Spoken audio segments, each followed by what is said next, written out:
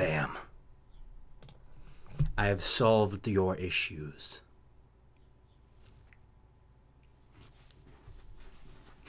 That's because I'm using a separate program to run my camera. Look at it, look at it, look at it. I'm just like, yeah. I'm using a separate freaking program down here. Hey, if it works though, right? Right? I'm far be it for me to complain right now. Anyways, so back to why we're here. We're gonna go ahead and answer some Reddit AMA questions finally, now that we have the lag issue worked out with everything. So first off, I'd like to give a shout out to the Reddit mods, the subreddit mods who sidebarred my AMA and gave me a whole lot of attention. Thank you to all of you who did that. These include Lebal, Megadeus, Orschmann, RainbowCrash, Optimistic Outcome, Chinch335, Illusion of Integrity, and Snivian Moon. I hope I pronounced all those correctly, because otherwise I would feel like a shithead.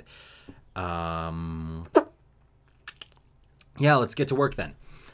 I don't know if it's the RainbowCrash. I know RainbowCrash 88 goes by RainbowCrash 88.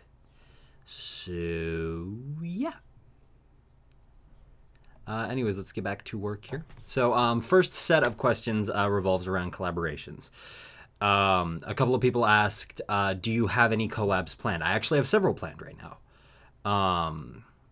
But I want to get my album done first and get that taken care of first and foremost, and then I will focus on the collabs at a later date. Next question was, is there a musician I would like to collab with? There's a few. Prince Whatever just seems like a fun guy to work with. I'm taking off the aviators because it makes me look like a douche.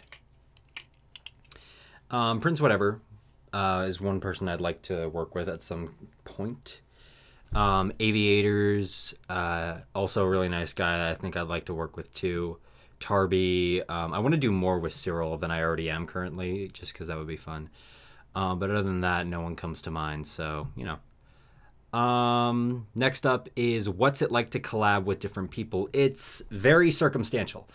And what I mean by that is you have this odd dynamic when it comes to collabing, especially when you have one person who's working on lyrics, one person who's working on melody, etc., and so on and so forth.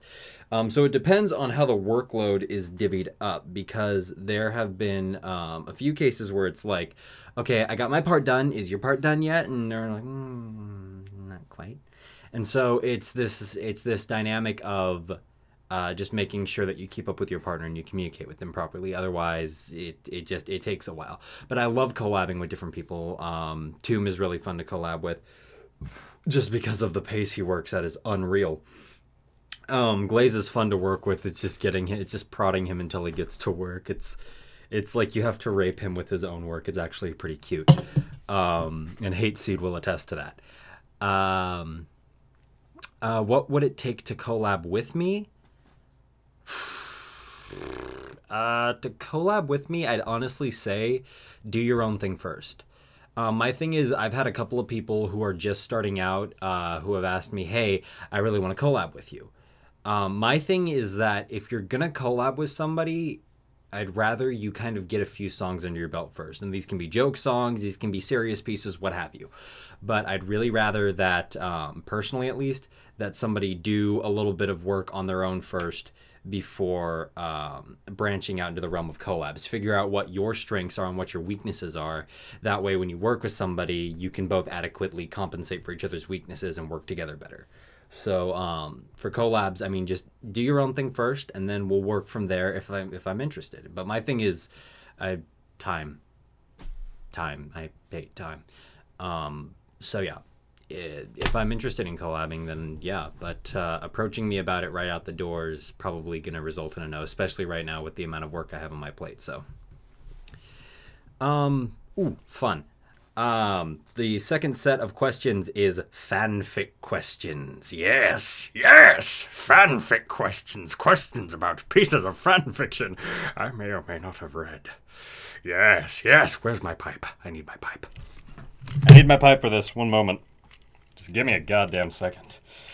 Okay, I'm trying to imitate Patrick Warburton. It's not working out too well. Good question, Krunk. How did we get here before then? Well, you got me. By all accounts, it makes no sense. Damn it! Where's my pipe? Oh, what did I do with it? Is that my pipe? That is my pipe! Sorry, I needed my pipe.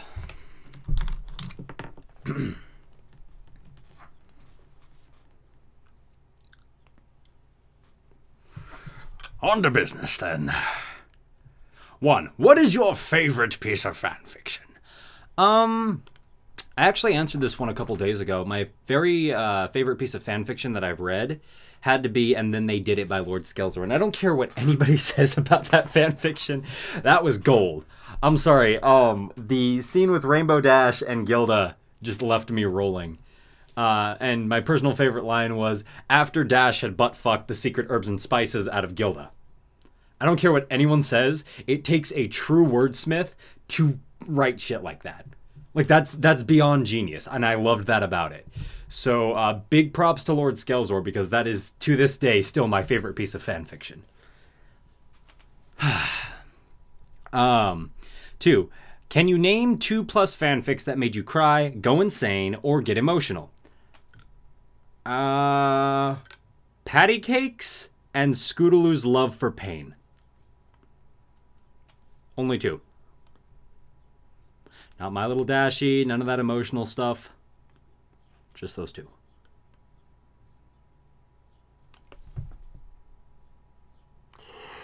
I still have nightmares. Anyways. If so, can you explain why it made you feel so emotional? Patty Cakes was just a chore to get through because the dialogue killed me. The dialogue felt pretty stale overall, and I mean, the premise I honestly had no issue with. I've been surrounded by that kind of crap since I was 14 because I came from the furry fandom. It's not that big a deal. So for me, it was kind of like, okay, bit of an oddball topic, but what the fuck ever. But what really got me again was the dialogue and getting into that kind of character. That one drove me up a wall for that reason. And Scootaloo's Love for Pain really only bugged me because of what I had to do to actually get the voices to sound right. Having to do the whole huff me, Dash, huff. Okay, having to go to that place and actually get that shit done was a chore. But that piece of fan fiction was just really fun. It was just hard to do with people in the house. So that's why I had that issue. And no, I did not buy the Lyra plushie, although I really wanted to buy 2 of them and then stick them on opposite ends of nunchucks and make Lyra chucks. Whoa! That would have been that's what I wanted to do. Someday, Lyra chucks. Anyways, moving on. How do you pick out fanfics to read to people that send them to you? I skim through them. I usually have a buddy with me. In most cases, it's Kyle or Pedro. But we all sift through these fan fictions and we pick out ones that are particularly good or have good comedic potential. I also ask the people on my Skype, like AJ, Jackal, etc., people who have read fan fictions like that, and I ask for their opinion on them. And more often than not, I just weed through the ones that look interesting. One I do want to read, though, is one that's been sent to me many times. It's called And the Kitchen Sink, or Everything But the Kitchen Sink or something, and it's Rainbow Dash being shipped with a kitchen sink. So I really want to read that one at some point. So I'm hopeful for that. What was the first fanfic you read in the MLP fandom? If I recall correctly, I believe that was Cupcakes. Just to start me out, because this was about the time when Cupcakes like blew up and everyone was like, "Argh!" And I was like, do I want to? Yeah, let's go for it.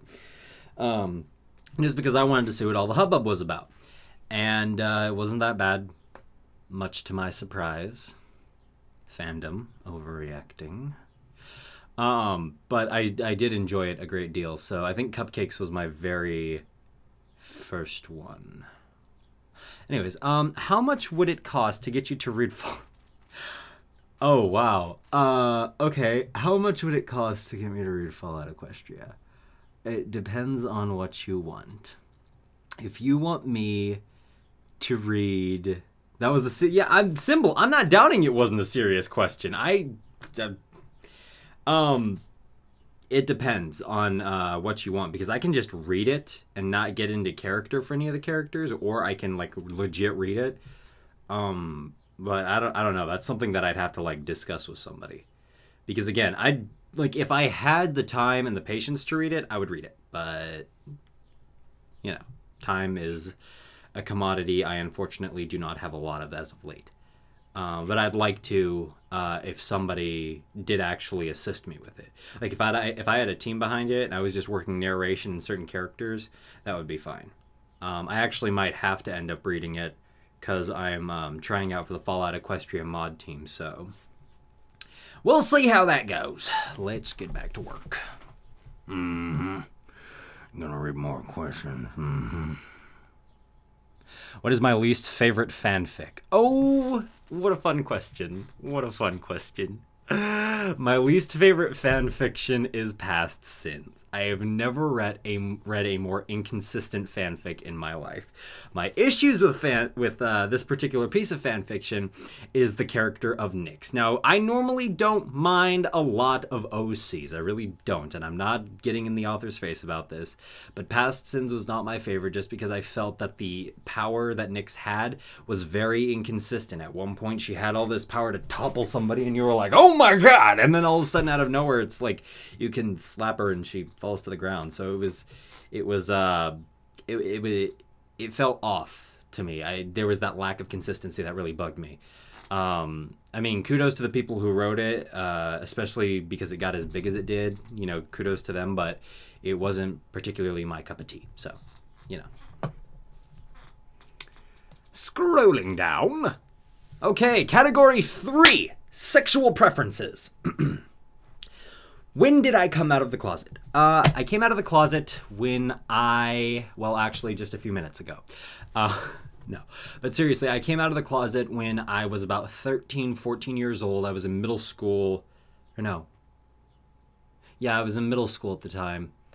And I'd been kind of conflicted with it because, again, I grew up in a household where my mom was super open about it, but my dad was super macho man, you will play sports. And I was like,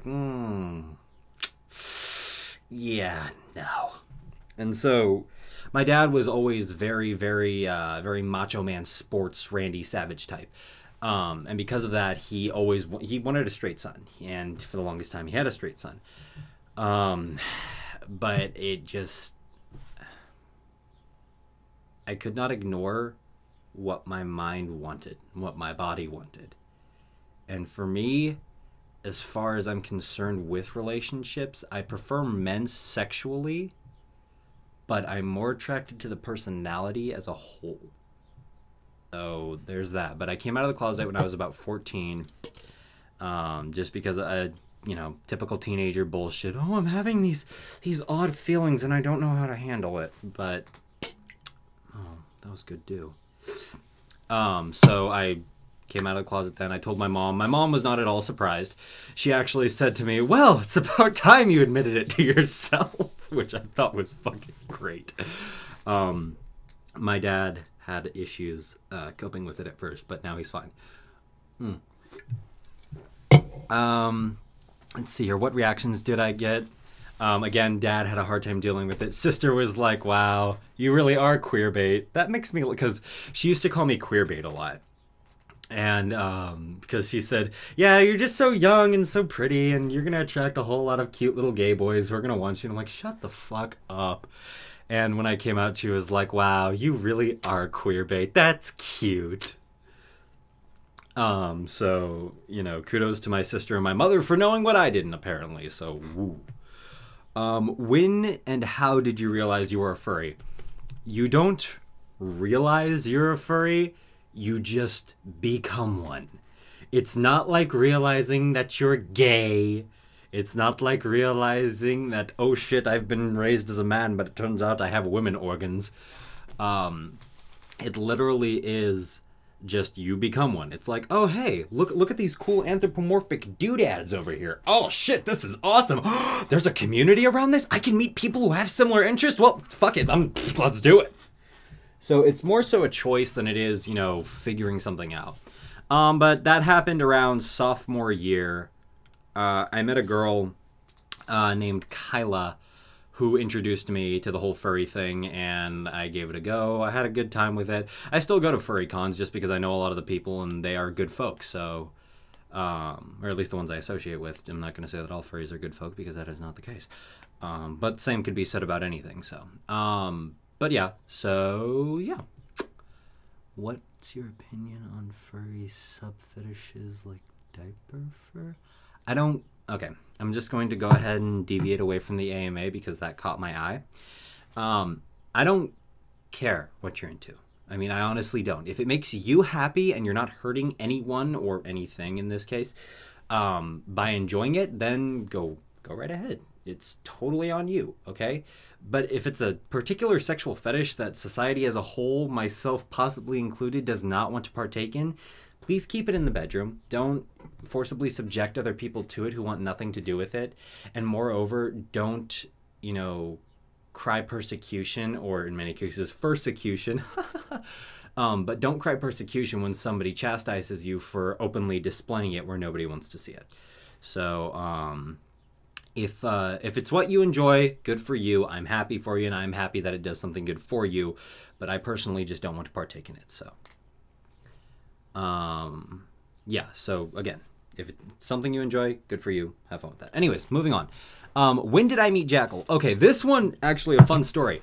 A couple of months ago, back in, I think, mid-December, I had been in the musicians chat for a few weeks by that point. This was a little bit after Beyond Her Tomb had released. And so I was talking with a lot of the musicians in there. And, you know, I finally got to meet Alex S. and Glaze and everybody. And I was just having a ball with it. Like, I was like, oh, this is so cool. But yeah, so, I mean, I was talking with all of them. And then I tried talking with Jackal because I had not had the opportunity to talk with him. And I had heard a lot about him. But his answers were very short, very kind of fuck off, you idiot type thing. At least that's what I felt like. And so for the longest time, I thought he was a raging dick. It's a Skype chat. And so I was like, wow, okay, fuck you too, guy. But then after a little while, I was kind of like, hey, do you want to pop into one of my streams? And he was like, maybe, I don't know. And he never showed interest. And then one night I'm just like, come on, pop into my stream. And he's just like, no, I don't really want to. And so I finally got to talk with him a little bit more. And then the night of his birthday rolls around. And I was like, okay, what are you doing for your birthday? And he was just like, oh, nothing really. My family's back on the other side of North Carolina, so I'm pretty much just sitting here. And I'm like, excuse me? And he's like, yeah, I'm just going to be chilling here. And I'm like, no, you're not. Okay, you are not spending your fucking birthday alone on a computer. Come on, we're having a stream. And he's like, what? And so that night, we ended up streaming for something close to 6.5, 7 hours. Just playing games that he wanted to play and watching movies and shit and just having a grand old fucking time. By the time he was done, he was just like, that was a lot of fun. And I'm like, see, I told you, this is why I wanted you to come. He was like, that was so much fun. And ever since then, we just started talking and, you know, actually getting closer to one another. And January rolls around and we decide, I had just gotten out of a relationship, so I actually sat on it for about 2 to 3 weeks, the concept of getting together with him, and we finally decided to make it official around the end of January. So, and our relationship now is a relationship. Personally, it is what it is, and I'm having fun with it, so is he. We're both enjoying each other's mutual company. We're both excited as fuck for BronyCon. So that will be truly a treat, so I cannot wait for that.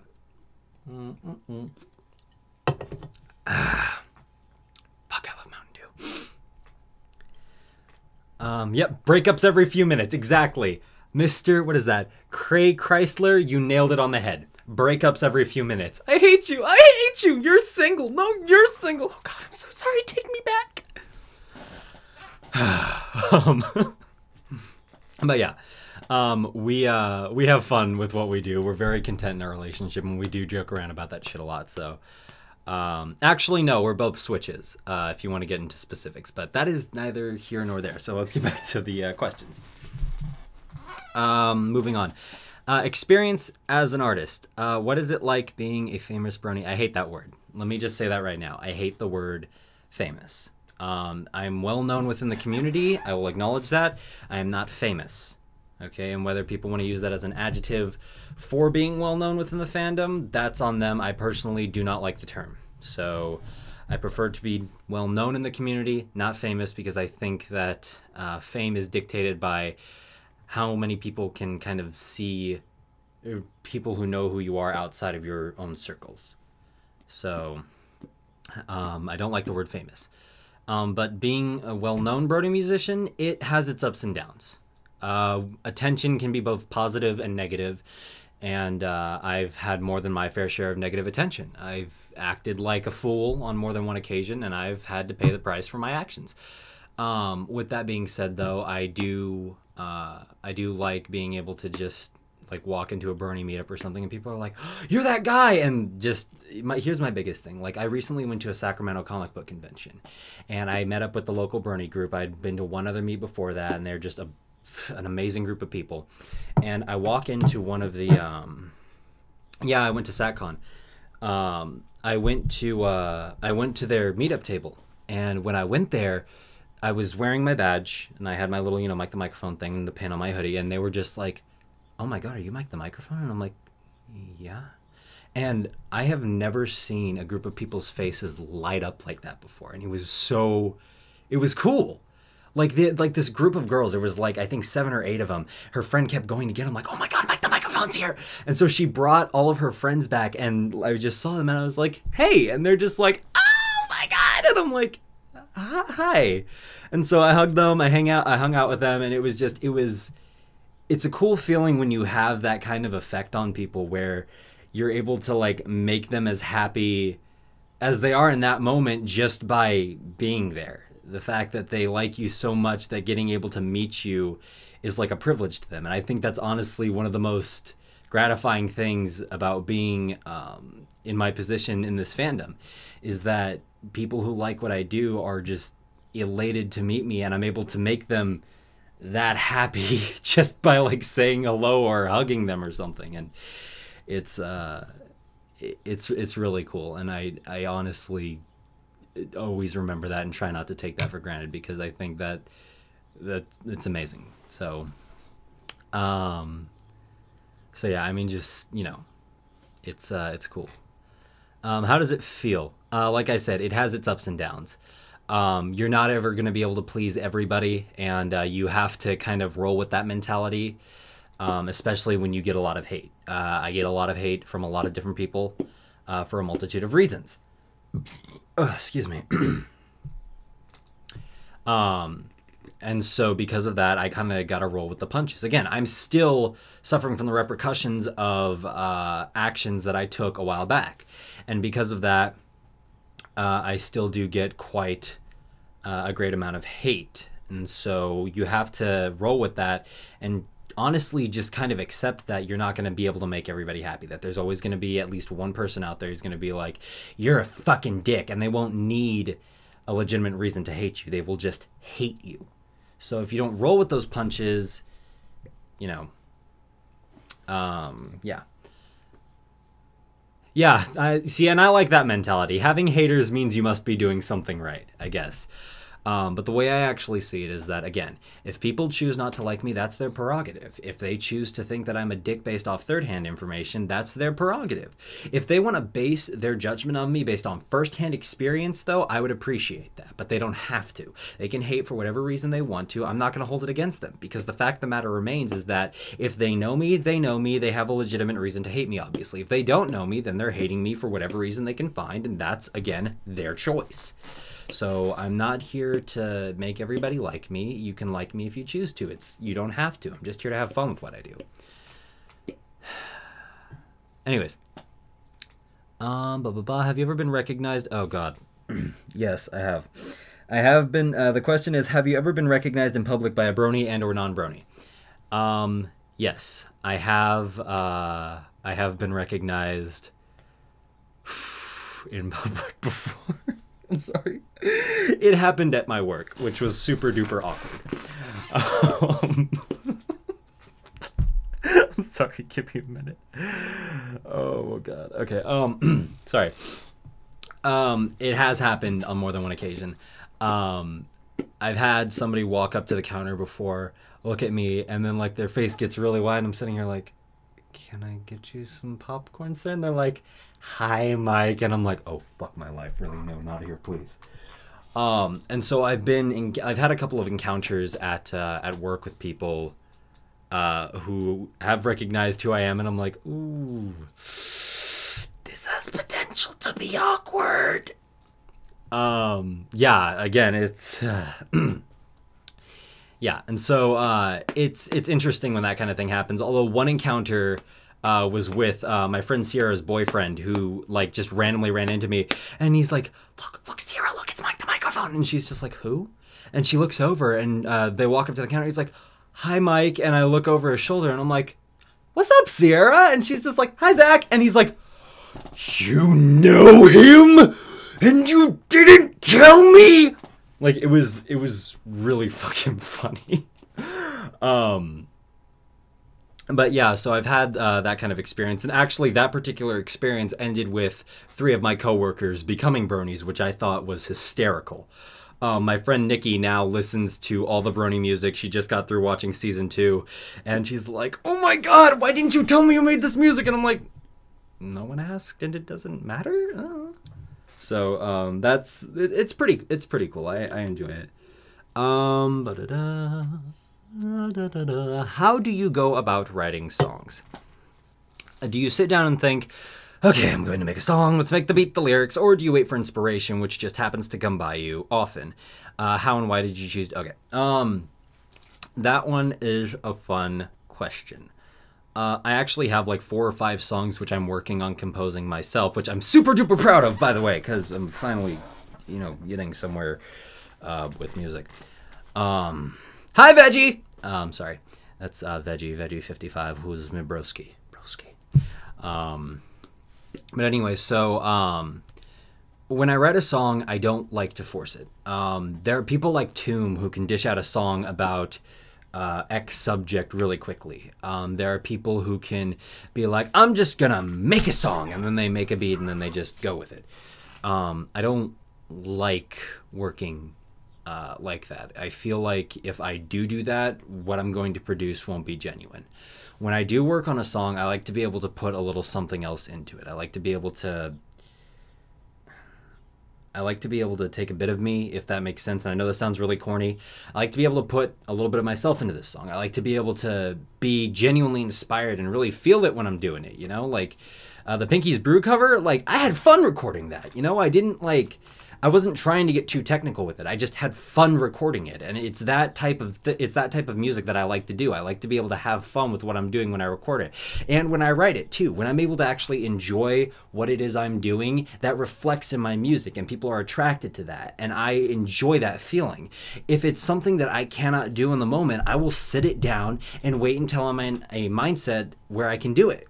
And so I like to work off of genuine inspiration, because I feel doing anything else would kind of diminish the value of my music. So that's my personal opinion. So yeah, I wait for genuine inspiration to hit me. So, oh wait, Mitch, why are you not a mod? Hold on. Mitch, grant mod. Bold up, bitch. Love you, Mitch. Bold up, bitch. I just gave Mitch some motherfucking mod powers.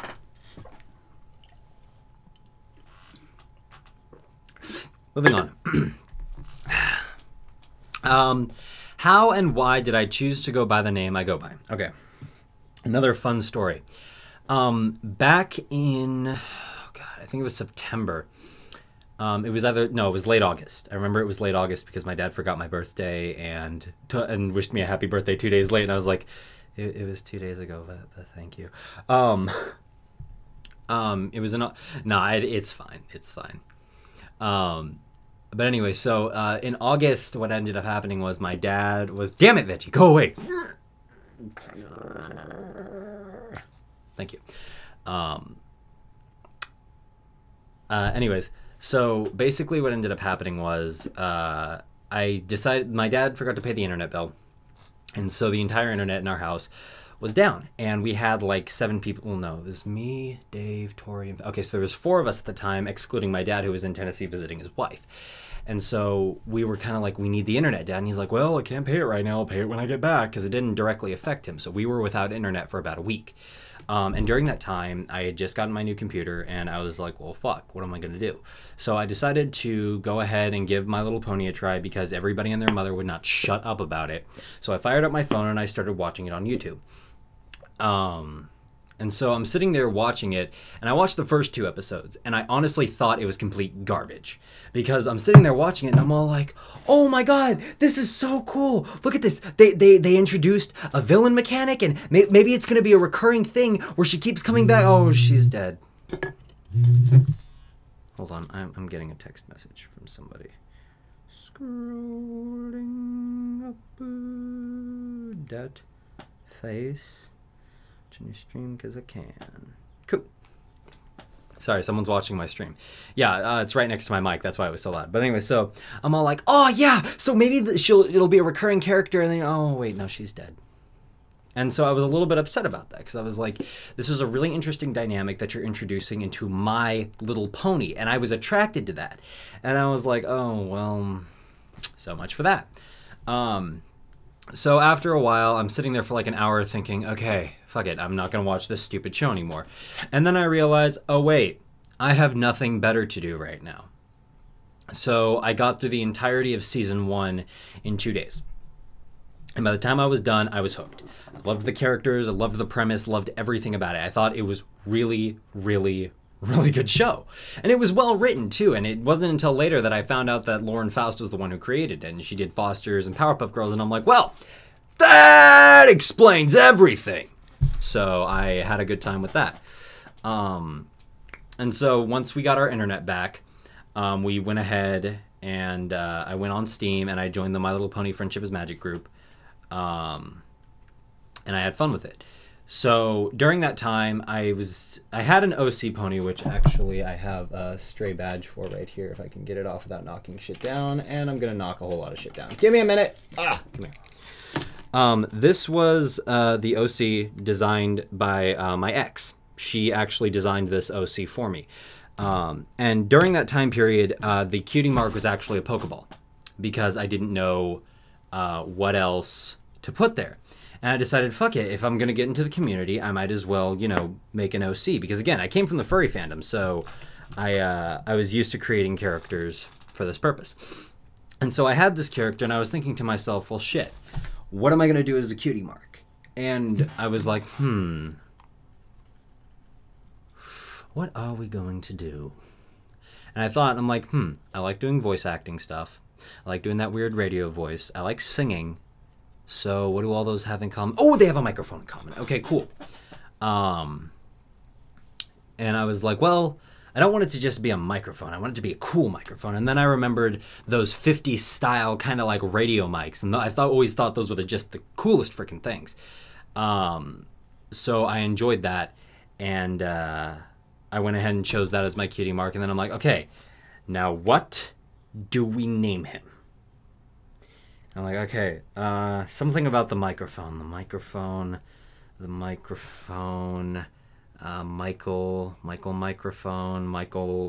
the microphone. And I was like, oh, that's kind of catchy. Sure, Mike the microphone. Why the fuck not? And so I decided to roll with it, and Mike the microphone was born.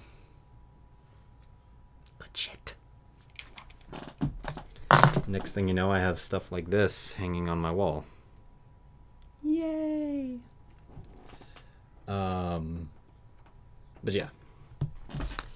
And then Michael Delacourt was actually just a BS alias I came up with because I wanted to keep it separate. Like, I wanted a clean slate. And then eventually I decided to drop it. So, here I am. Zach the Xylophone. I like that. Vegeta! Anyways. Oh, here we go. Time to start a war. Okay. Category 5, favorite ponies. Here we go. Favorite pony of the main 6? It's a tie. Veggie. Favorite pony of the main 6? It's a tie between Rainbow Dash and Rarity. I really like Rarity's. I really like Rarity, even if she is a bit of a snooty biatch sometimes. Just because I really appreciate her kind of sophisticated demeanor. I like her. She's classy. She's got class. That's cool. And then Rainbow Dash is the other one, just because I relate to Rainbow Dash a little bit. Just because, like, I'm like, oh, hey, I'm loud and obnoxious too. High five. Yeah. Okay, cool. So yeah, Rainbow Dash and Rarity for the main 6. Favorite background pony? Ooh, okay.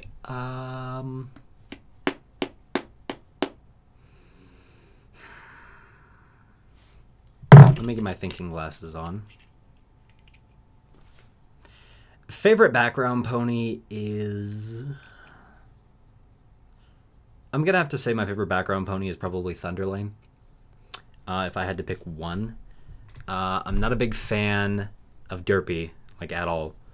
Mostly because of the whole Derpy fiasco. Lyra and Bonbon, I think they're cute, but they're not quite my favorite.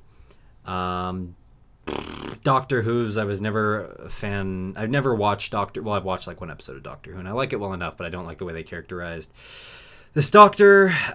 So yeah, Thunderlane, I guess would have to be my favorite one. I love his character design. It's very nice. Favorite CMC. Oh, and I don't like Vinyl or Octavia, again, because of the fan and character personalities. I don't like snooty bitches and crazy party girls hooked on LSD. Personal opinion, don't take it to heart. My personal opinion, nothing more, nothing less. It's cool. No, okay, you know what? I take that back. Twist. How could I forget Twist? I'm sorry. Twist. I completely forgot Twist. I'm sorry. I'm going to have to... Sorry, Thunderlane. Twist. I love Twist. She's a background character. I love Twist. I love her and her little lisp. Moving on. What did Twist? God damn you people. Favorite CMC. Favorite CMC, I guess, would have to be Apple Bloom. My thing is that I don't like Scootaloo because there's too much pity around her, or revolving around her in terms of fanon. She doesn't have a defined character yet, and I really want to see what the creators do with her. Because if they manage to actually get along a little bit more and develop a character for her instead of just, you know, kind of being there, like, I want more backstory to her, because I'm tired of the fan and the whole thing. Oh, pity, you know, her parents are dead. You know, I'm tired of that, you know. So I'm not a big fan of Scootaloo. And then Sweetie Belle, God bless her dumb little head, but no. So I love Apple Bloom. She's quite frankly one of my favorites. So I'm writing a country song about her. Yes, I am. Big fan of Apple Bloom, and I am writing a country song about her. Not even joking. It's going to be on my album, and it'll be cool. Favorite princess?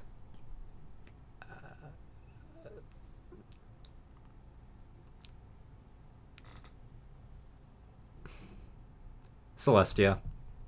I gotta say Celestia. As much as I love Luna, she's had, like, one iconic appearance. So I'm just like, whatever. I gotta say Celestia. I really do love Celestia a lot. I love her character. And I love a lot of the fanon interpretation, especially Cake Lestia. Fat Lestia eating cake. I just think it's funny. Musical pony? Is that like... I guess that's between Scratch and Octavia. So, Octavia, even if she's a snooty biznitch. So yeah, I'm gonna have to. I'm trying to figure that one out. So I'm gonna say Octavia if it's between Octavia and Scratch. So you know, I'll go ahead and go with that. And then favorite OC. I don't really have one. Like, I honestly don't. Like, I've seen a lot of OCs. Some are really good. Some are a little bit. But I've never really had a favorite OC, I guess. Oh, hello, Pants. Un momento, my father is calling.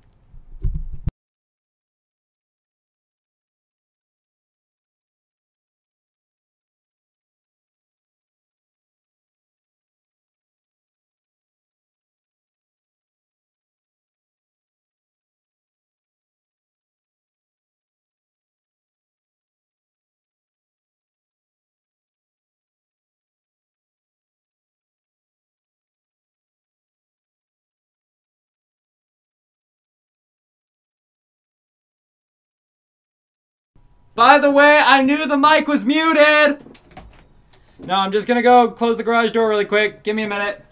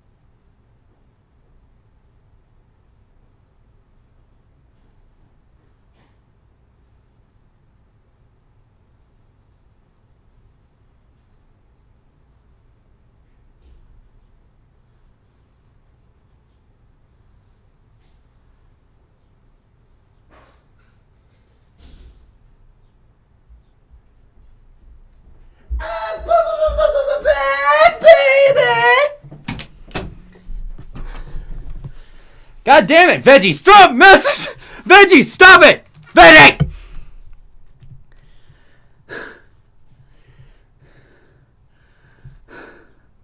Wow, really? Are you guys gonna argue?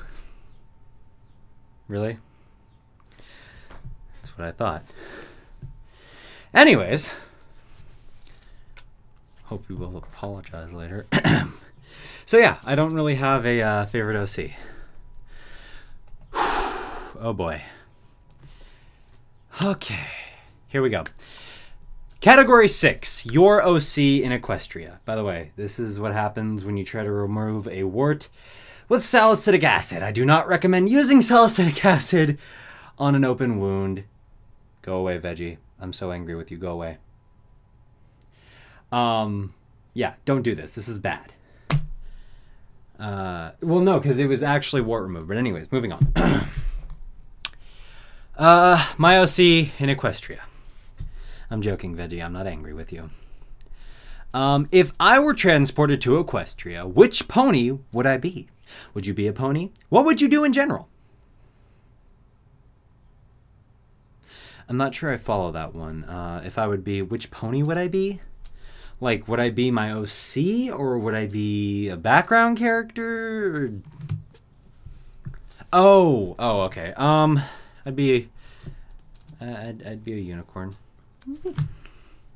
I'd be a unicorn. But yeah, so I'd be a unicorn. I'd be a unicorn. And yeah, I'd be a unicorn and I would, yeah.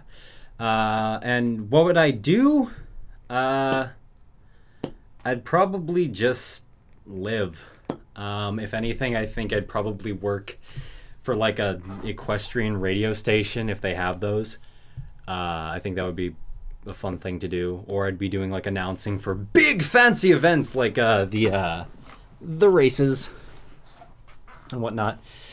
So that would be fun. When and how? Oh, okay. Touchy subject. Okay, big touchy subject. The question is, when and how did your OC get its cutie mark? So for the longest time, I was struggling with figuring out what the F I was going to do with my life. I went through a great many things. I tried the whole sports thing. That didn't work out. I thought about pursuing Japanese and becoming an official translator, like a government-style translator, which would actually be a lucrative career choice on my part. But that didn't quite pan out because of how frequently I ended up moving. And I just tried a whole lot of different stuff, and nothing really, you know, balanced out. So it wasn't until actually when I started watching MLP, like when I got involved in the community, that I started finding something to do. The show didn't, let me just clarify really quick, the show didn't do anything for me. The show was a source of entertainment, yes, but the show did not do anything to help me. If anything, it was the community that it spawned that helped me do things. I was able to meet a lot of really talented people. I got inspired to actually pursue music again for the first time since I was 14. And it felt good, you know, it felt like I actually, you know, had a purpose or something I could do to at least, you know, vent out my frustrations or get this emotion out of me. So in terms of this, I would probably say that my OC did not get his cutie mark until he was a full-blown frickin' adult. So yeah, this is not a live thing. Anyway, sorry. So again, it's just, it probably wouldn't be until he was a full-blown adult, just because there weren't a lot of opportunities for me to kind of figure out what it is I wanted to do, or wanted to pursue for that matter. So if you were only there for a day, what do? If I was there for a day, I would wreak so much hell. I don't care what anyone says. If I had one day where I'd go there and then come back, I would wreak hell in Equestria. Okay? I'm talking, I would like use magic and like break houses and shit. I would be like throwing stuff at people. I'd be like, Pinky, let's go blow up a Rainbow Dash house. And she'd be like, okay, party! And I mean, I would wreak havoc. I would just wreak havoc on Equestria. And I mean, can you honestly deny that you wouldn't pass up that opportunity? I mean, think about it. You would have absolutely zero repercussion because you'd just be going there for the day. And I mean, granted, I would want to enjoy myself a little bit. I'd kind of explore and be like, wow, this is awesome for, you know, like the first 4 or 5 hours. And then after that, I'd be like, fuck it, let's do fun stuff. And then I just, you know, go at it. So again, I would probably wreak havoc after a little while on Equestria. So it's not evil. It's just, it's curiosity. Like, I would love to be able to see like, wow, I'm a freaking unicorn. Let's see what kind of crazy crap I can do with my unicorn stuff. So, I mean, you know, that's... Do I have any more than that? Yeah, I do. So that just seems like it would be a fun thing to do. If you were going to die in Equestria, would you prefer Fluttershy's shed or Pinky... I'd prefer to just drown in a river.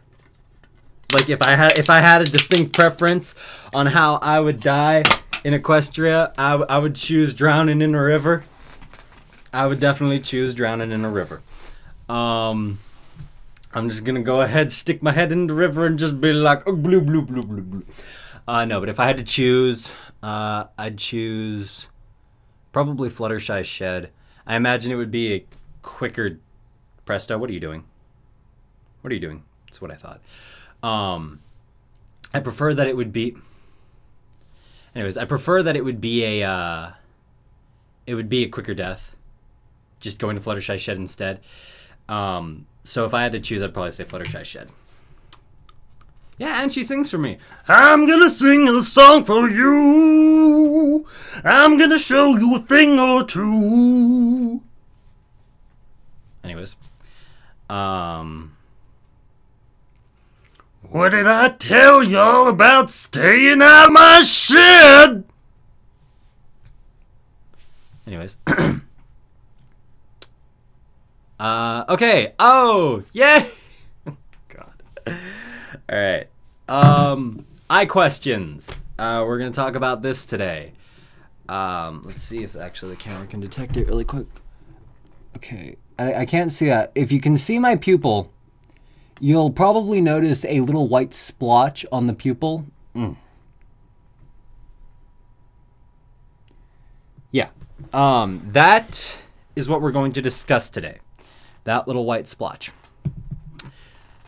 What happened to my eye almost 3 years ago now, as of July 4th, I was mowing my lawn up in Washington. I had just recently moved there because my mother had won the custody battle with my father. I was 17 at the time, and they decided that for whatever reason, in their infinite wisdom, it was a brilliant fucking idea to have a custody battle over two 17-year-old children. And instead of letting them enjoy their senior year, they decided to kind of go at it because they felt it would be better if one had it over the other. It kind of felt like me and my sister were trophies. It was utter bullshit, but that's beside the point.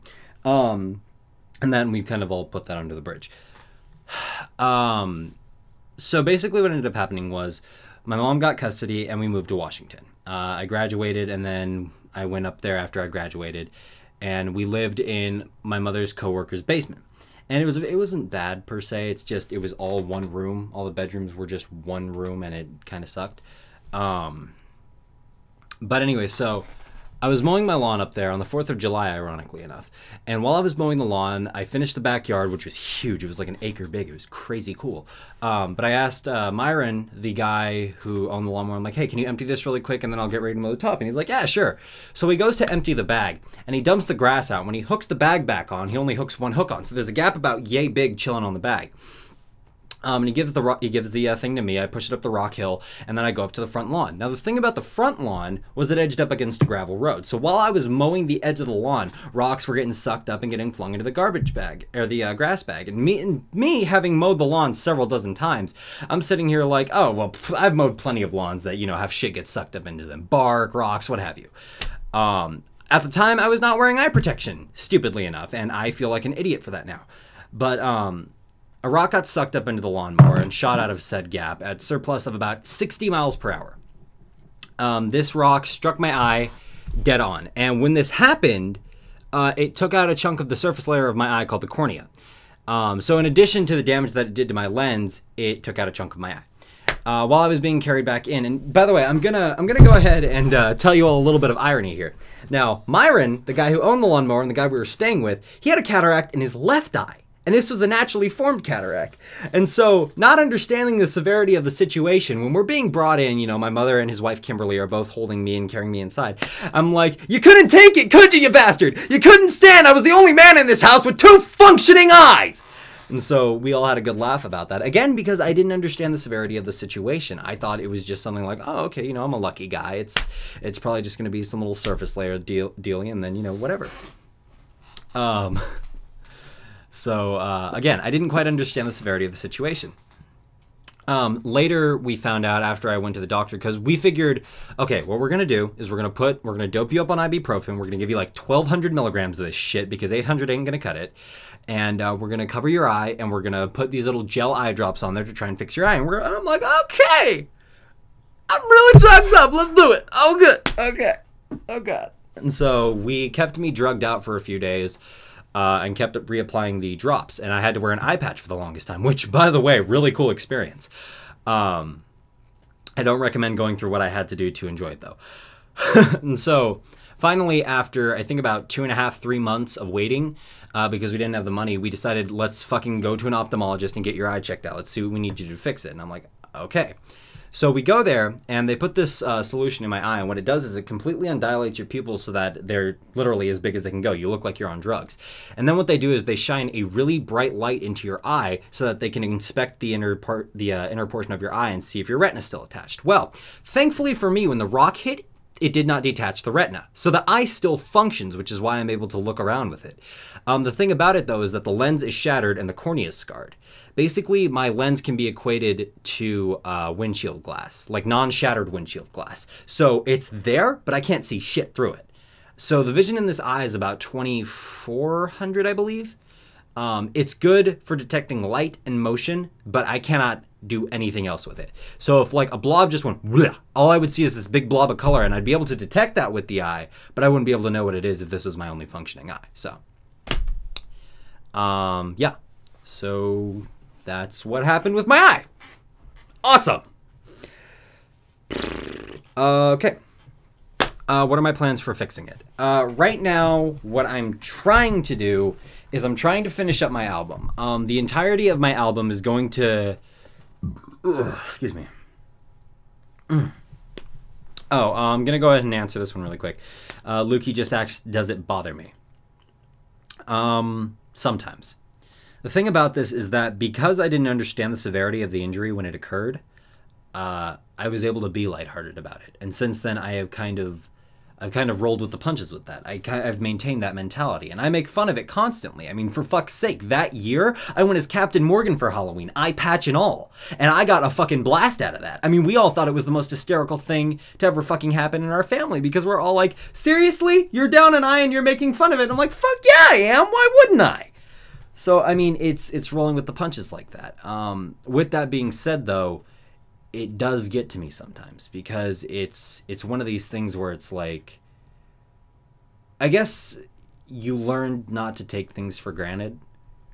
One of the things that this particular experience taught me is not to take things for granted. And I mean, I've hit rock bottom a couple times, but this does get to me after a while, because I mean, a lot of my friends are like, yeah, we're gonna go see Avengers in 3D, and I'm like, oh, that's cool, because I can't enjoy 3D the way those guys can. I can't catch things. If people were to throw stuff at me, I wouldn't be able to tell how far away it is. I can't catch balls. I can't play, little rounds of basketball with them. I can't jokingly chuck keys at people or throw stuff at people for fear of hitting someone else in the process, because I can't tell where it's going to go when I throw it.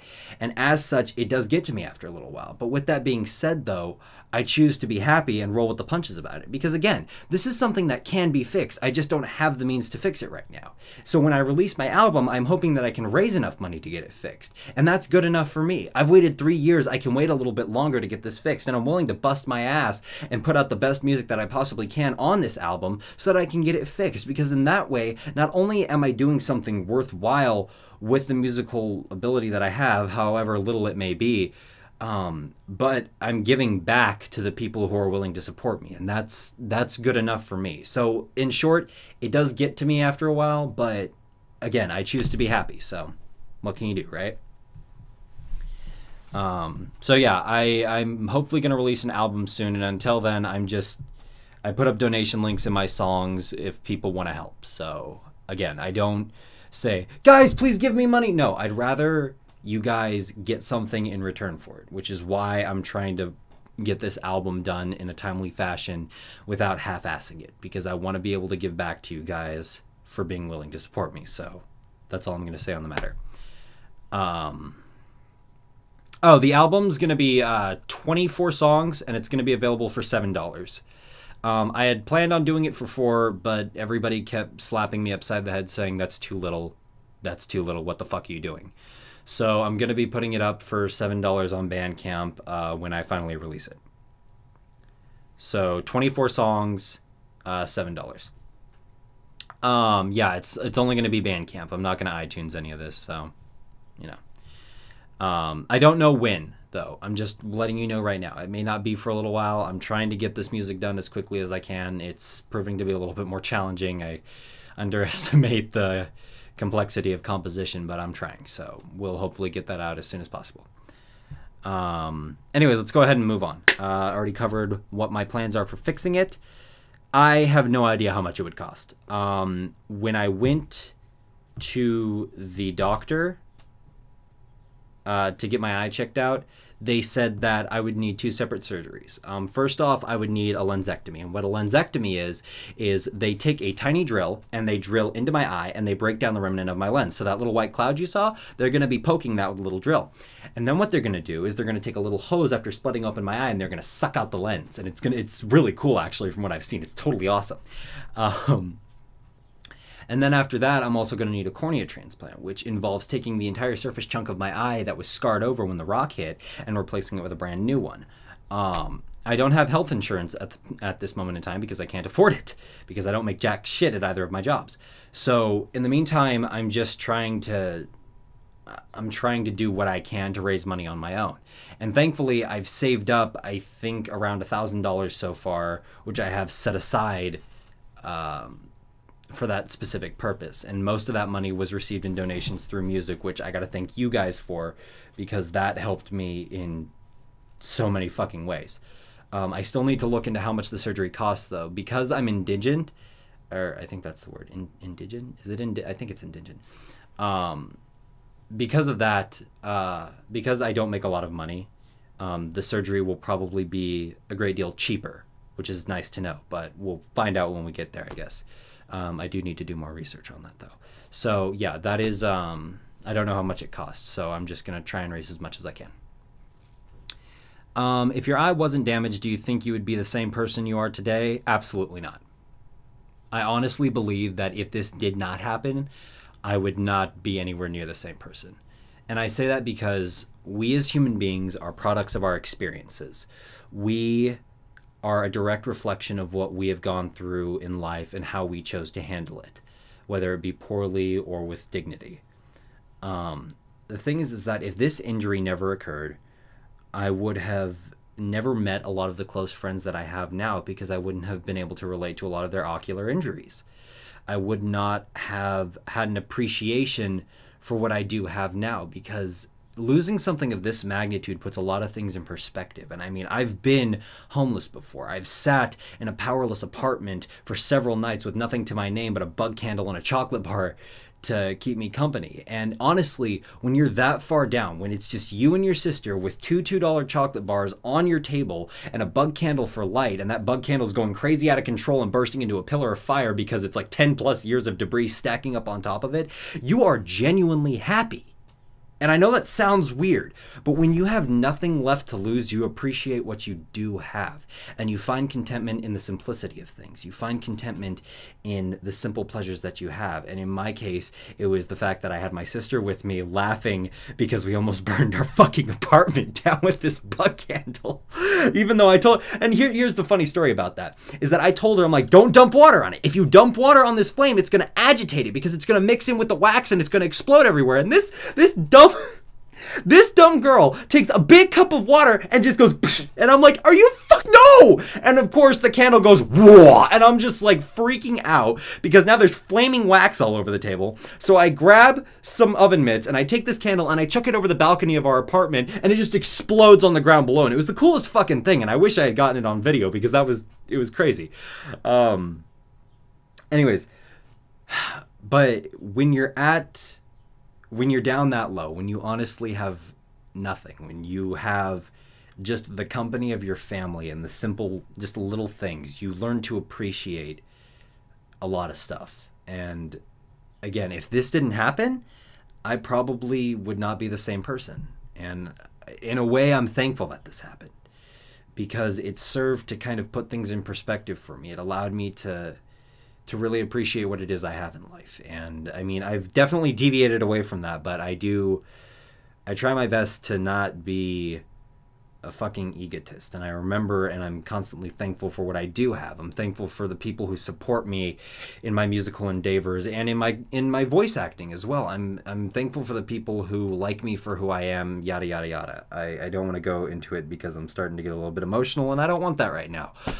Because today's supposed to be a good day and I'd rather keep it that way. So in short, if this did not happen, I would not be the same person. I probably would not even be here.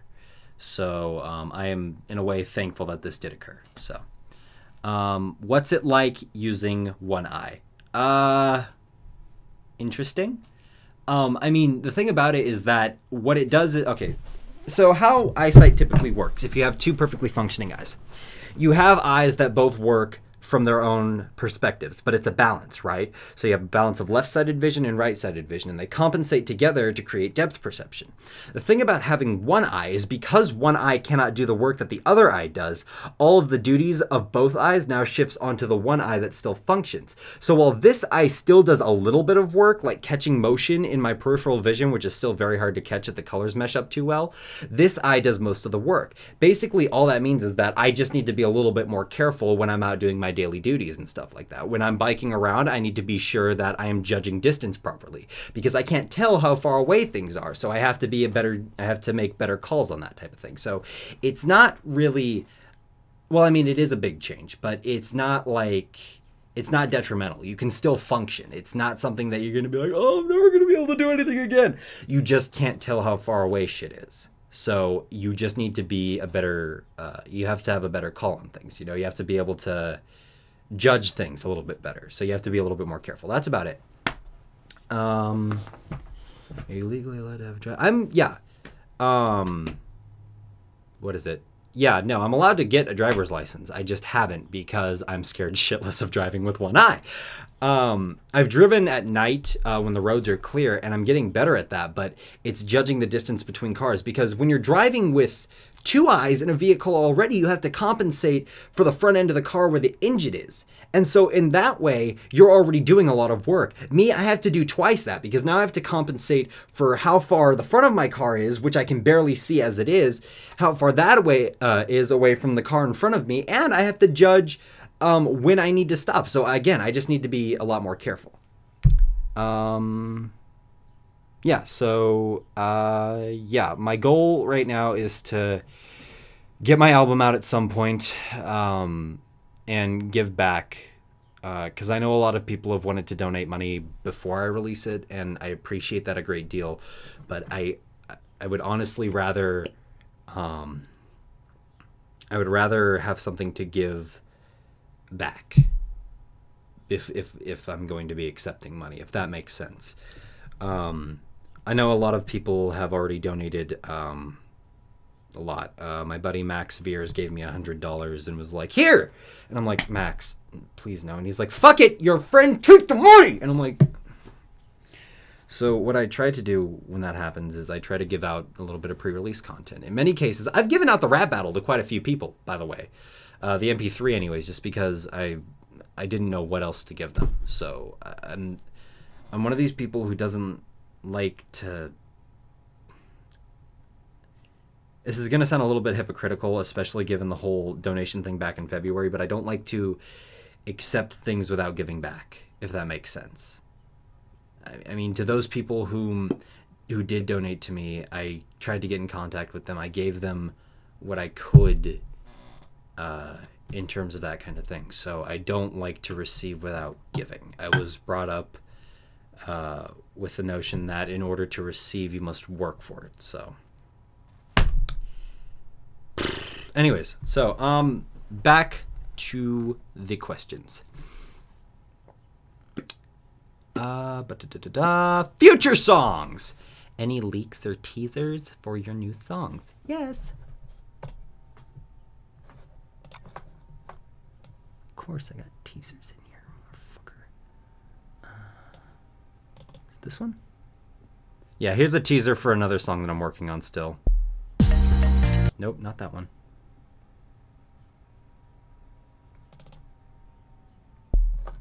Nope. Damn it, where did it go? Oh wait, you know what I can do? I have one teaser for you that I can probably give you guys if my thing will do this fast enough.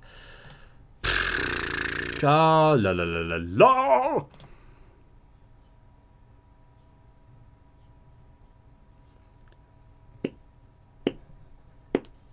But yeah, so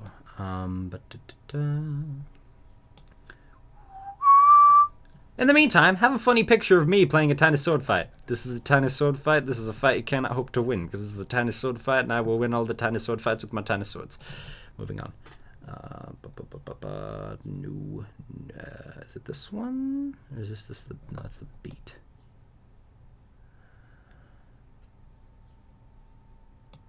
God damn it. Is it on here?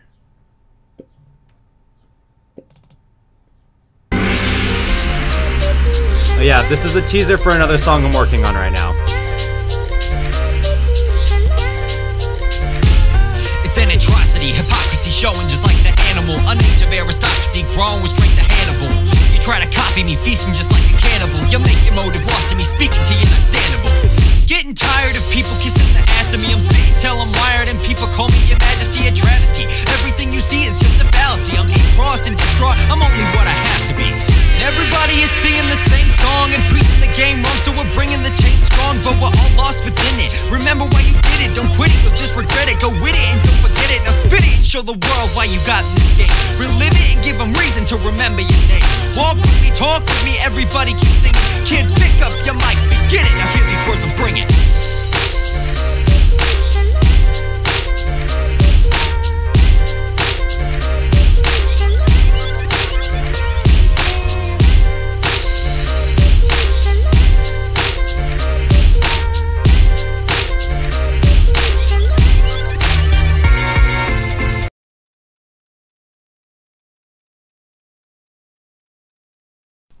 So that is something you can look forward to. I'm calling that one Epiphany, and I'm putting that on my album too. So hopefully I'll be able to get that done fairly soon. Yeah, anyways. How much will my album cost? Like I said, it'll be about $7. Ideally, for 24 songs, I guess that's reasonable. My intent was 4, but my friends are saying I should do 7, so I'm gonna charge 7 for this, for 24 songs. And it's also gonna include a few remixes, including the Living Tombstones remix of Nightmare Night and Sonic Ramboom, so that'll be fun. And do I have any ideas for new songs or covers not yet in the works, or next 2010 song? I will, let's see here, where is that thing that Lulz sent me?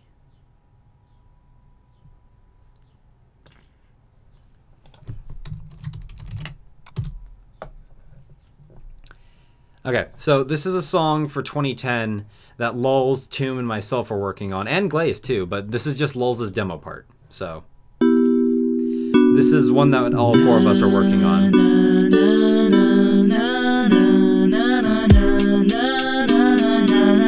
Every step that I take, I'm moving on. Brushing dirt off my shoulder, yeah, moving on. RainbowCrash in my hand, backpack on the backpack, ready to attack at a moment's call.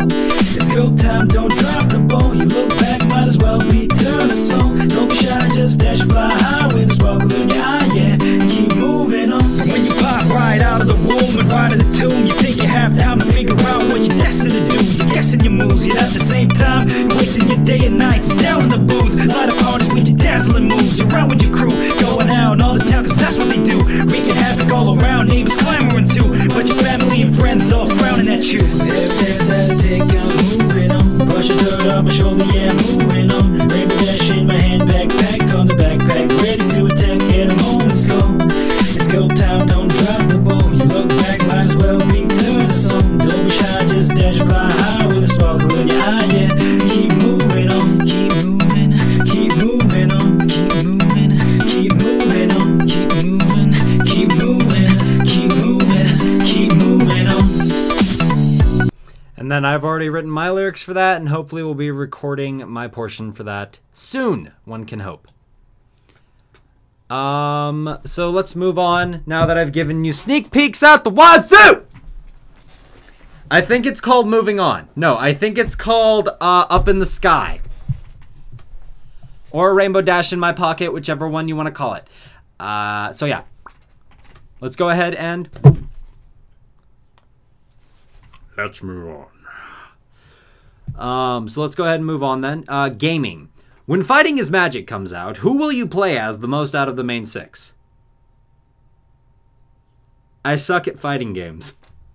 I answered this one in the Reddit thread. I actually genuinely suck at fighting games. If I do choose one, I'm probably going to play as Rainbow Dash or Rarity, because, you know, old habits die hard. And I will not taint myself playing with Fluttershy. I do not like Fluttershy, not one bit. Yeah. So there you go. Yeah, I'm not a fan of Fluttershy. Sue me. I'm sorry. I know I shouldn't say that, but I'm not a fan. Sorry. Moving on. Before I start a war. How is the lusty Argonian... Oh, God. How's the lusty Argonian maid going in Skyrim? Still lusty and still Argonian. I'm having fun dicking around in Skyrim right now. I'm just leveling up right now and picking people off bridges with arrows. And I just hear... And I just love watching their bodies topple from the bridge. It's just... It's so gratifying when you just go... When you launch it and you're just like... So she is still afraid of crabs. She still has a burning disdain for crabs. Make no mistake about that. But yeah, so I hope to continue that soon when Kyle comes over next. So, what is my favorite game if I had to choose? Oh gosh. You know what? I have that one somewhere. Hold on. If I can find my game case, whatever I do, did I put that over here? Hold on. Getting my favorite game. If I can find it. Yes! Yes, I put it over here. Awesome. Okay, cool. Favorite game? Oh, my back. Ugh. Out of all my games, has to be this. Resident Evil 4 for the PS2. Best game I've ever played. Hands down. By far one of my favorite games I have ever had the pleasure of playing. So, gotta say, personal favorite. Where'd my pipe go? Sorry. So yeah, definitely Resident Evil 4, and I love the Resident Evil series. 5, albeit not exactly matching an atmosphere, was still a good game. So, games I play frequently: Left 4 Dead, Team Fortress 2, Killing Floor, Super Monday Night Combat, Skyrim, Deus Ex Human Revolution. I need to try Counter-Strike sometimes. PS2 games. Oh, I play Conker's Bad Fur Day a lot, or I have been rather. I play a lot of Kirby 64, a lot of retro games, Pokemon Stadium, which I still have over here, along with a functioning copy of Blue and a GBA pack. So I love this thing. So personal favorite. I've heard of Skullgirls, but I don't have a next-gen console to play it, so yeah. Okay. Next category, Brony Artists, number 10. What lesser-known MLP music artists do you respect and or think should have more attention? Honestly, I have a lot. Stormwolf is getting more attention gradually, which I'm happy about, and given his compositional skills and his background in music, I believe he should have a lot more attention than he gets. Others include people like That Son of a Mitch and All Levels at Once. Their Colgate song was absolutely fucking addictive, and good job to both of them on that. You guys deserved that EQD feature. Bagpipe Brony does some really, really, really fucking impressive compositions, and I feel like he deserves a little bit more attention. I honestly love Boschfire's orchestral stuff. Like, it grows on you after a while. Also, people I think who should get a little bit more attention because these guys have the potential to go really far. So Great and Powerful, Purple Fridge, just to name a few, and Siolin I feel like could use a little bit more attention too. So those are just some of many. So yeah, if I could name a few. Do I have any beef/conflict with any other Brony artists? If so, who? For a long while, as many of you know, there was a raging conflict between Yelling at Cats and I, and I'm not going to go into detail on that because the reasoning behind it was incredibly stupid. All you need to know is that both parties acted poorly and did not handle things in a well, respectable manner.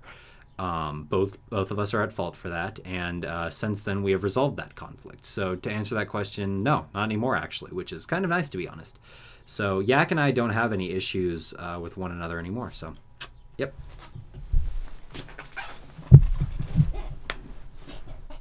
There you go. Okay, no, I actually take that back. I do have a big fucking problem with Mr. Insane Foo, who I'm calling out right now. You and I gonna fucking fight at BronyCon. We're gonna fight Mr. Insane Foo. I have beef with you. Let's fucking throw down. Shit's going down. What? I love you, Foo.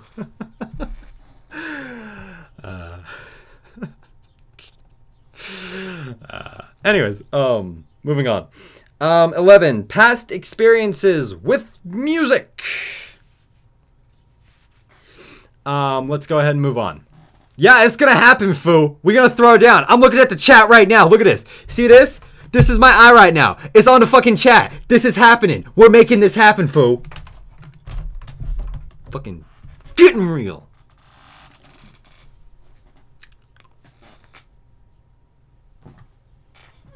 Sorry. Okay, I'm done. I swear, I'm done. Okay.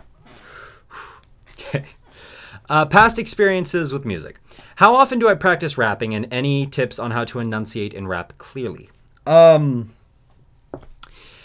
Past experiences are mostly emulation. I did memorize a lot of rap songs when I was younger. I memorized a lot of Wu-Tang Clan. I memorized a lot of Eminem, Tupac, Biggie Smalls, Notorious B.I.G., shit like that. I enjoyed a lot of rap music when I was younger because my brother exposed me to it. And so my past experience with rapping, when I finally decided to break the emulation shell and start trying my hand at my own shit, was really, really crappy parodies, which I burned a while ago and you will never, ever fucking hear. These parodies were, in fact, so bad that I got booed. So, I mean, like, straight up booed. Like, actual people yelling boo in unison with one another. So we're not going to go into detail on that, though. But yeah, so, yeah, I kind of quit music, after that happened, because I was like, fuck it, nope, I'm done, let's go. But tips on how to enunciate while rapping. One of the biggest things when it comes to rapping is to make sure you're not being stiff about it. One thing that you need to do is you need to fluctuate properly. There is such a thing as putting too much emotion into rapping, and there is such a thing as putting too little emotion. What a lot of people tend to do is they just try to get the flow down. They don't get into it. And one of the things you have to do with rap, whether it's yours or an emulation piece, is you have to get into it. I mean, you really, really do. So, I mean, like, let's take Epiphany, for example. Like, I could just be like, it's an atrocity, hypocrisy shown just like the animal, an age of aristocracy grown with strength of Hannibal. That kind of shit is boring. People want a level of emotion that entices them into listening further. If you're just flat and boring and you just remain monotone throughout a song, then it's not going to be good for you. Hello, phone. Who is texting me? Tell me, phone. Thank you, whoever texted me. But then if you actually get into it, it reflects, and people are attracted to that. So you got to be like, it's an atrocity, hypocrisy shown just like the animal, an age of aristocracy grown with strength of Hannibal. You try to copy me, feasting just like a cannibal. You make your motive lost to me, speaking to you not standable. I'm getting tired of people kissing the ass of me. I'm spitting till I'm wired, and people call me your majesty a travesty. Everything you see is just a fallacy. I'm in-crossed and distraught. I'm only what I have to be. And everybody is singing the same song and preaching the game wrong, so I'm bringing the change strong, but we're all lost within it. Remember why you did it, don't quit it, you'll just regret it. Go with it and don't forget it, now spit it and show the world why you got in this game. Relive it and give them reason to remember your name. Walk with me, talk with me, everybody keep singing. Kid, pick up that mic, begin it. Now hear these words I'm bringing. My face is so fucking red right now, you have no idea. Okay. Anyways.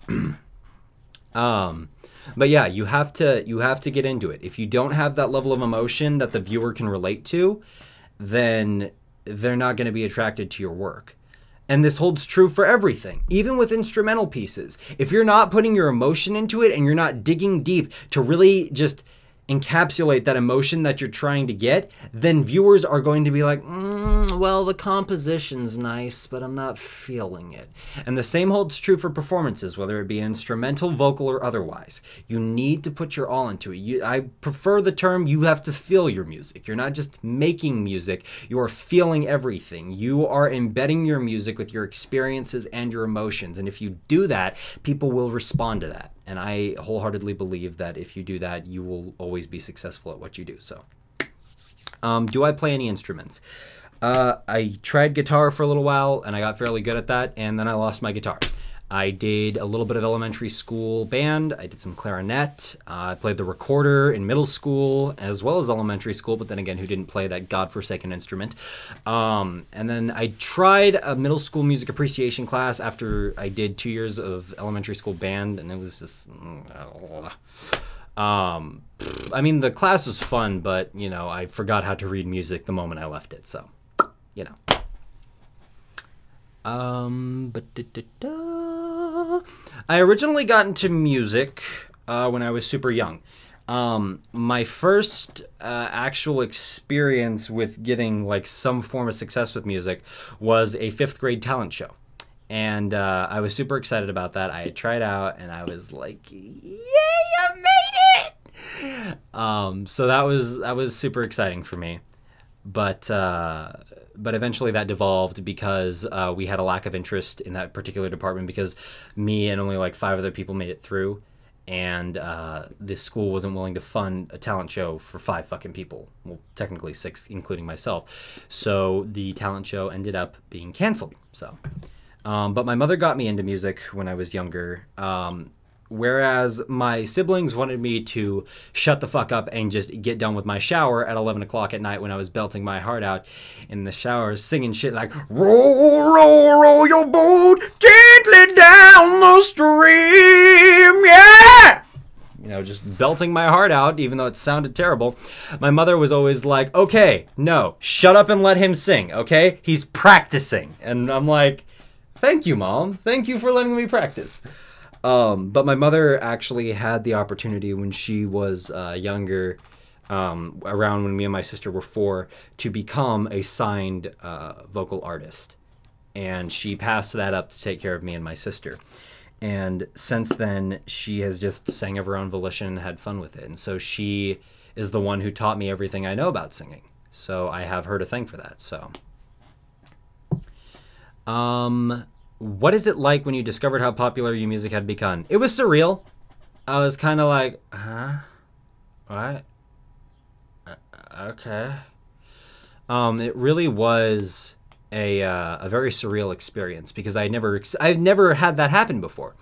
I'm one of these people who, when I attempted something, I got some attention, but I didn't get a lot of it. And I was the youngest of 4. I was used to getting no attention because my rowdy siblings always garnered the attention of both my parents.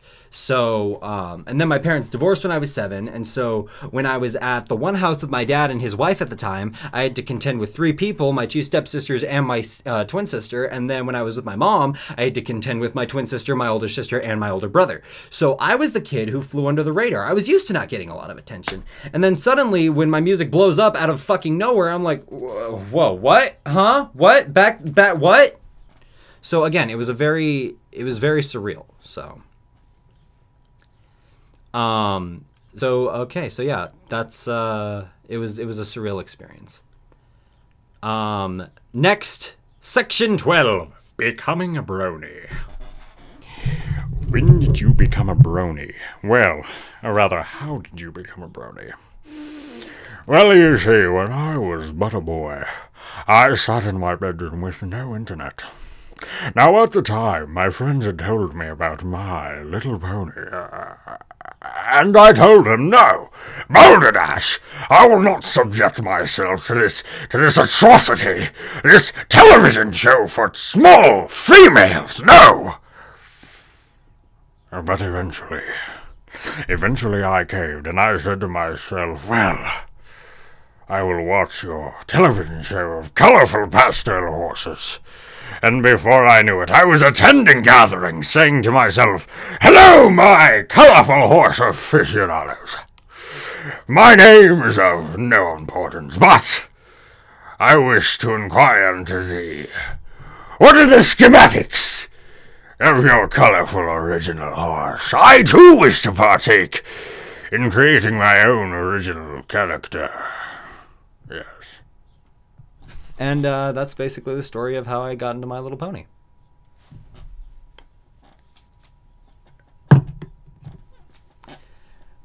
First reaction to ponies. My first reaction when all my friends started watching it, I'm like, okay, look, I can take a lot of things. I can take people watching Dora the Explorer. I can take people watching Bob the Builder. I can take a lot of fucking things. But My Little Pony is where I drew the line. Okay? I was like, no, there's no fucking way I am going to watch this show. I told myself I'm never going to watch this show. There is no fucking way you will ever get me to sit down long enough and watch this. And then we lost internet. And I was proven wrong. Do my parents know? Yes. My dad knows. He knows about my music and what I do. And he thinks it's cool, but he also thinks it's a waste of time. And he is of the mindset that if you're not making money off of it, then you should not be doing it in the first place. Because if you're not making money at every waking hour of your existence, then you are wasting time. No, they didn't really say that. But my dad does believe, or rather did believe, that the music thing was a waste of time. Because he's like, look, you should be able to make money off this. And I'm like, no, that's fucking stupid and that's fucking selfish. Now, in the case of my eye, I will agree with him on that notion. He actually wanted me to split my album up into 2 parts and sell them separately. And I was like, fuck that. But my dad is of the opinion that the music thing could be put on hold for pursuing my current jobs. No, not gonna happen. My mom loves it. My mom thinks it's the coolest thing in the world that I am doing music in this fandom and that I've become successful with it, or rather successful within the fandom, I guess is a better choice of words. And so in that respect, my mother is all about it. She supports it wholeheartedly. I've actually asked her if she wanted to do a duet sometime, and so you can expect a small duet of a cover of probably a song that I'm going to choose from me and my mother. I know when we're apart that you'll stay in my heart, but tonight you belong to me. Fucking love that song. My mother used to make me watch the movie Jerk with her, and that was a song. And she's like, no, listen, you are going to sit here with me, and we are going to learn this duet. You are going to do the harmony, and I am going to do the rest of it. And I'm like, Mom, are we really doing this? She's like, no, you're doing this. Gonna see if I can do that right now. Hold on. Sorry, dicking around for a moment. I apologize. Just give me a minute. Loading Gold Wave. I know when we're apart that you'll stay in my heart, but tonight you belong to me.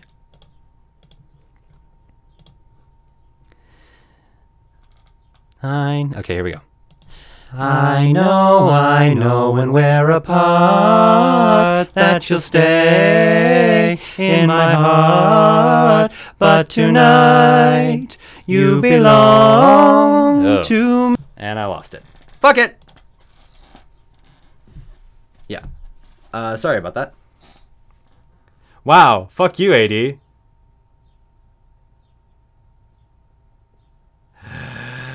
But yeah, so my mom made me sing the harmony. And so we spent, I shit you not, close to like 2 hours doing that. And I was like, oh my God. But yeah, so I'll probably ask her to do that with me. Friends know all about it. I told you, you've seen all my friends, all 6. I'm a lonely bastard. I'm sorry. No, but seriously, you've met all my friends already. Matt knows about it. Matt thinks it's really cool, and he brags to his brony friends about it. Pedro knows, Noel knows, Kyle knows, DJ knows. DJ calls me a horse fucker, which I think is the most hysterical thing. When we're playing TF2, we'll be playing with him, and I'll shoot him, and I'll be like, wow, nice body shot, horse fucker. And I'm like, wow, really? We're going to bring that up. But, no, DJ's cool about it. So, yeah, basically all of them know about it, and they think it's really cool. What kind of thoughts were going through your head the first time you recorded music about ponies? Honestly, I was enjoying it. The only thought going through my head was, fuck, this is fun. And honestly, when it comes to music, in my personal opinion, if you're having fun with what you do, whether it be covers, composition, what have you, if you are having fun with it and you relay that emotion into every single one of your songs, you will never fail. Just have fun with it, because that should be the overall reward, is that you're enjoying it. And yes, acknowledgement is totally cool, and I understand that. But if you're doing it and you're loving it, then good for you. Good for you. All right. Final section, number 13, miscellaneous questions. Oh, here we go. Best live stream mod that is actually there constantly, and why? Okay. I'm just going to ignore the "and is actually there constantly" thing, because that is the most weighted question I have ever heard in Sane Fu. So I'm gonna go ahead and just go with best live stream mod. Honestly, if I had to pick a weighted question, best live stream mod is Jackal, because, you know, Jackal's still a mod on the stream, so fuck you, fuck you, fuck you, fuck you. No, but seriously. Oh, hi, Honey Dip! Honey Dip! Here's a Honey Dip. Honey Dip. Honey Dip in the house. Honey Dip. Anyways, best mod, in my opinion, is a tie between Foo, AD, and FA. Josh Spicer is actually my oldest mod, but the thing about Josh is that Josh is very rarely here. Where'd you go, Josh? Staring at the chat, not the camera. But it's a tie between FA, Foo, and AD. So, you know, it's fine, Josh. But yeah, so Josh is one of my oldest mods. He was one of my first mods, actually, along with Bridget and Spoon, who no longer attend, much to my dismay. But yeah, so there you go.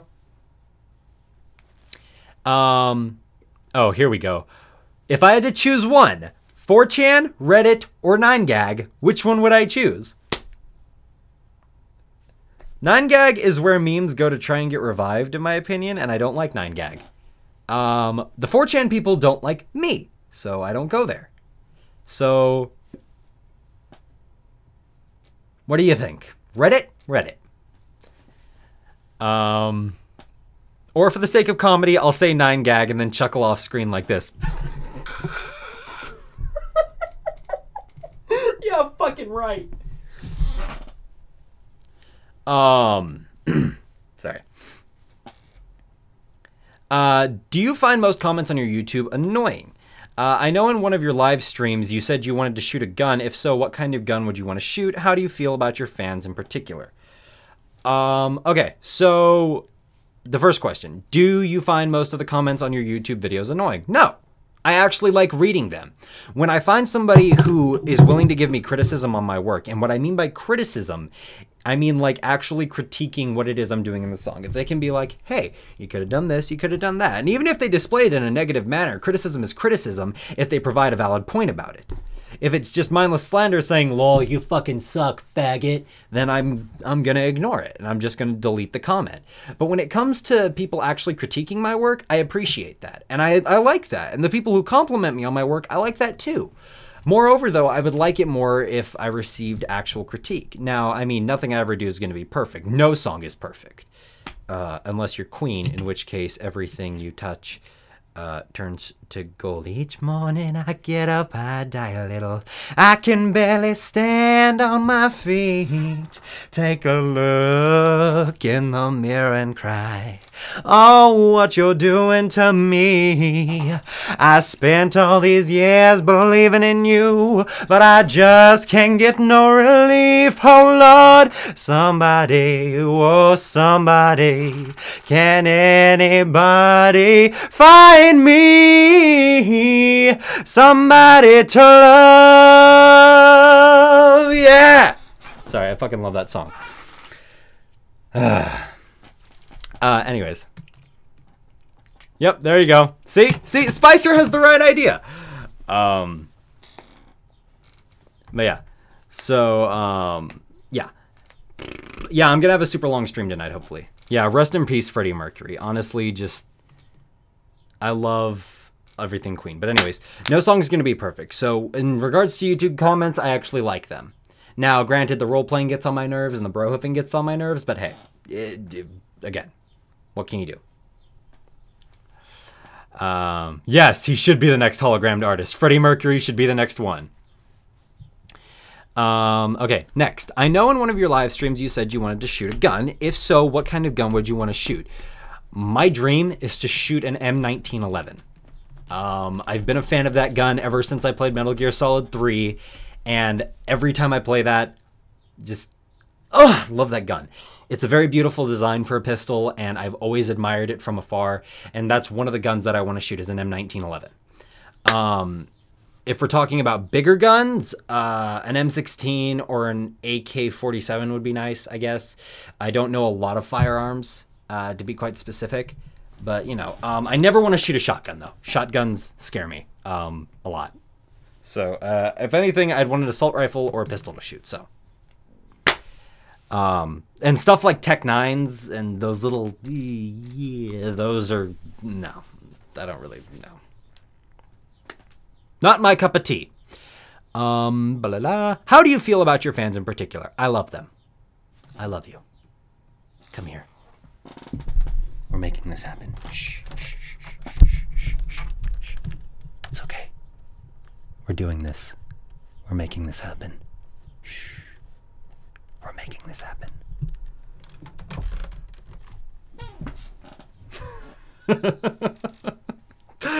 No, but seriously, the people who support me in what I do, I love to no end. Just everybody who's willing to help me with their comments or what have you, just anybody who supports me in the way that you guys do, I'm seriously thankful for. I hope to get to meet a lot of you at BronyCon for those of you who are attending. I know not a lot of people can attend, but I hope to be able to see a lot of you there because, I mean, that would be cool. Now, keep in mind, again, time is a commodity I am not exactly wealthy in, but I would like to meet a lot of you, so here's to hoping. This is the most inappropriate gesture in the world because if I take the thumb away, it looks like I'm doing something else. Here we go. Has there been any point where you regretted having such a large fan base? Yes. Yes, there has. The thing about having as large a fan base as people like Tomb and I have, and people like Glaze too, is that you're constantly under the microscope and everything you do is subject to criticism, no matter how you handle it. There will always be somebody there to put a negative spin on whatever it is you do. And after a while, it can get to you. It really can. And so in that respect, I do regret putting myself out there as much as I did in the past and as much as I plan on continuing to do, as much as I plan on doing now. But my thing is that at the end of the day, for every one person who does not like what I do, for every one person who calls me a fucktard, who says I'm a stupid faggot, or for every person who just doesn't like what I do out of jealousy, rage, spite, what have you, that one person is just one person versus 1,000 people who do like me. And I've begun to consider that. And I'm not doing that out of arrogance. It's just I'd rather go where the love is, you know? I'd rather go where, you know, people will be kind to me. Shaq, what did you give me? Shaq, excuse me.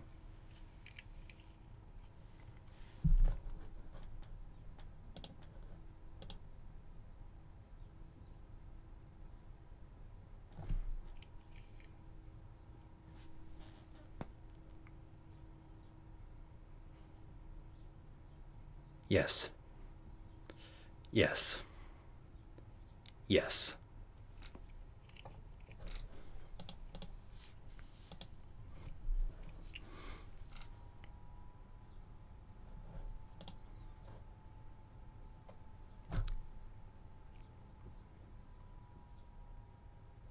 Yes! Sorry. But, again, I mean, there have been those moments in times where I have regretted having a large fan base, and thank you, Shaq. Seriously, thank you. Shaq is awesome. He is good peoples. We like good people. We like good people. They come to us and they say, "Hello, how are you doing today?" And I say, "Hello, I'm doing quite lovely, thank you." And they says to us, "Hey, hey, hey, hey. Would you like to go bowling, cousin?" "No, Roman." But no, so there have been times where I regretted having as large a fan base as I do have, but honestly, the positives just outweigh the negatives in such a great way that I enjoy having it way more than I would not having it, you know? I enjoy the people that surround me. I enjoy the people who like me for what it is I do, and I'm not gonna lie, the praise gets a little bit annoying because I'm not that great compared to other people in this fandom. I mean, there are people whom I believe should be in my position. People of far greater talent than I have. People like Prince Whatever. People like Stormwolf. I mean, those people who compose on such an amazing level and write songs that are so amazingly good that I feel that they deserve more attention, but you know, yeah. So I mean, that's that. But anyways, Putis. Am I going to BronyCon? You bet your ass. And I'm gonna be performing at BronyCon. Word. I love this shirt so much. I love this shirt. I've wet my pants. What are you going to do about that? Please note that it burns.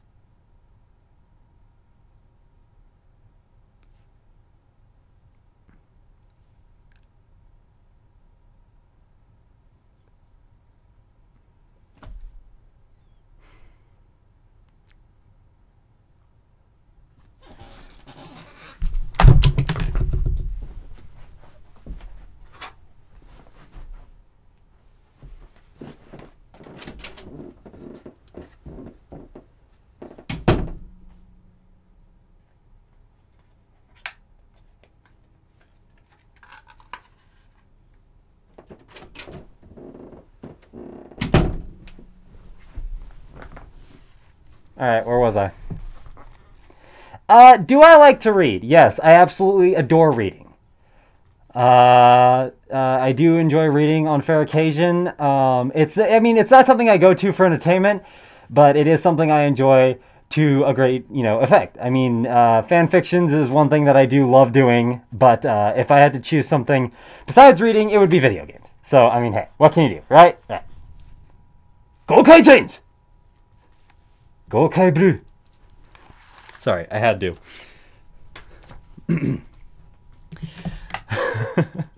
Yeah, I actually can't see out of it. It's transparent.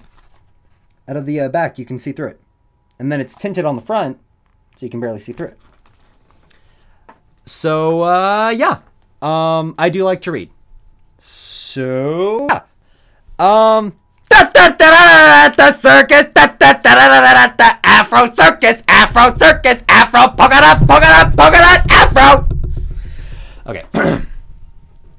Besides the fact that that is one of the most overplayed mashups I've ever seen in my life, that concludes the AMA. Holy shit!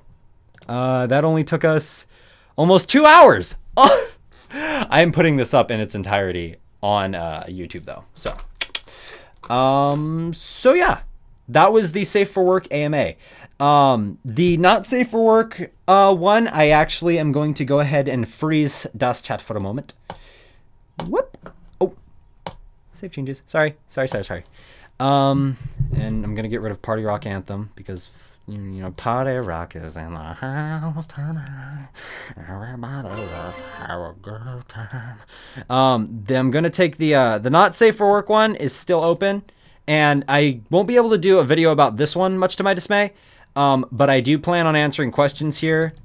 I'm not accepting questions in the safe for work one. So that one right there is going to be the not safe for work one if you have any further questions. But I'm done with the safe for work one now, and I will continue to answer the questions in the safe for work one in their entirety. So if you want links, those can be found on the video below.